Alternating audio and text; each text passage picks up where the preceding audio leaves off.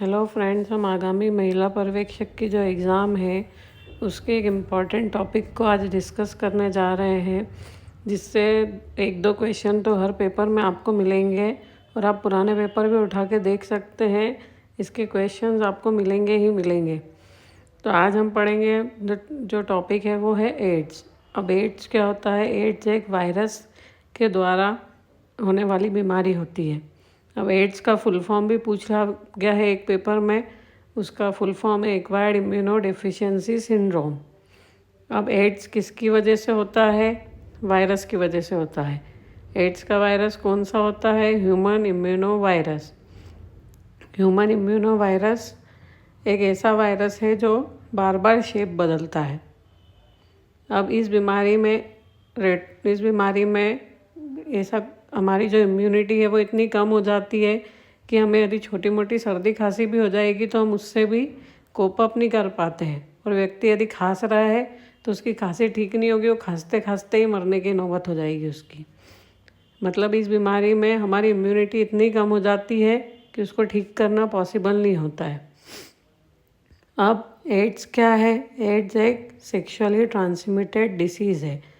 मतलब ये यौन संबंधों के द्वारा भी फैलने वाली एक डिसीज़ है। अब सेक्सुअली ट्रांसमिटेड डिसीजेज और कौन कौन सी है? एड्स, सिफिलिस, गोनोरिया, ये भी आपको क्वेश्चन एग्जाम में आ सकते हैं। यह बीमारी एक टेरेटोजेनिक बीमारी है। टेरेटोजेनिक बीमारी किसको बोलते हैं? जो बीमारियां माता से बच्चों में फैलती हैं उन बीमारियों को टेरेटोजेनिक बीमारियां बोलते हैं।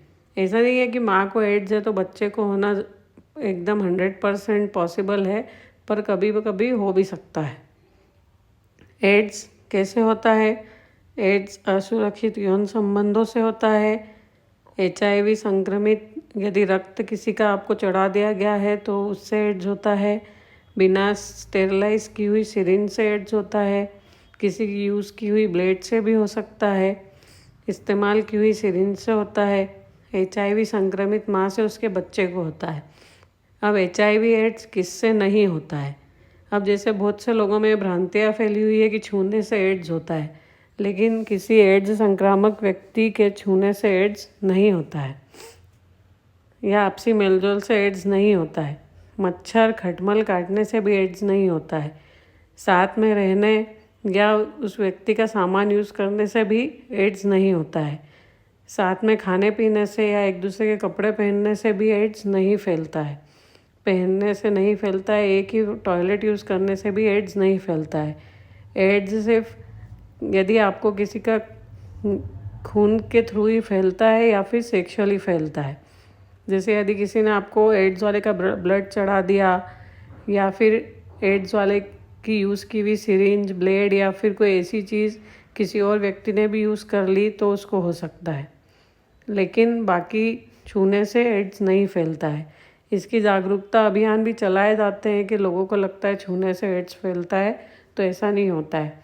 अब जैसे बहुत से जो लोग प्रोस्टिट्यूशन का काम करते हैं तो वेश्यावृत्ति करने वाली महिलाओं को भी एड्स होने की संभावना रहती है, इसलिए टाइम टाइम पे आजकल उन लोगों का भी एड्स का चेकअप होता है।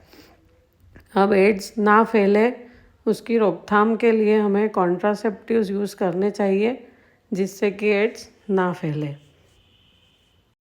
अब एड्स की जांच कैसे होती है? तो उसके लिए 2 टेस्ट होते हैं, एलाइजा और रिया। अब एलाइजा टेस्ट का फुल फॉर्म होता है एंजाइम लिंक्ड इम्यूनोसॉर्बेंट असे, और रिया टेस्ट का फुल फॉर्म होता है रेडियो इम्यूनो असे। अब इसको हम ऐसे तो नहीं समझ सकते, इनके सिर्फ आपको नाम ही याद करने होंगे, क्योंकि सिर्फ नाम ही पूछे जाते हैं या फिर इसका फुल फॉर्म पूछ लेंगे।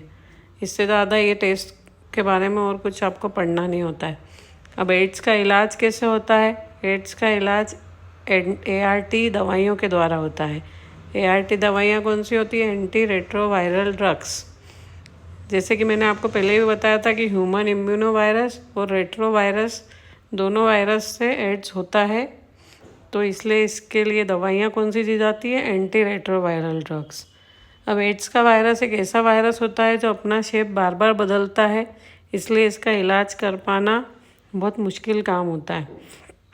वैसे तो आजकल है इलाज, बट फिर भी मतलब ये इम्यूनिटी को इतना कम कर देता है कि व्यक्ति दूसरी बीमारियों से ही मतलब पीड़ित हो जाता है। अब नेशनल एड्स कंट्रोल ऑर्गेनाइजेशन, जिसको नाको बोलते हैं, इसकी स्थापना 1992 में हुई थी। और नाको क्या होता है, ये क्वेश्चन भी एग्ज़ाम में आ चुका है।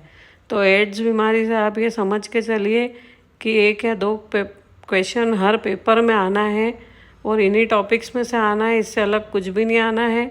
यदि आप इस टॉपिक को पढ़ लेते हैं तो आप डेफिनेटली आंसर करके आ सकते हैं। Thank you.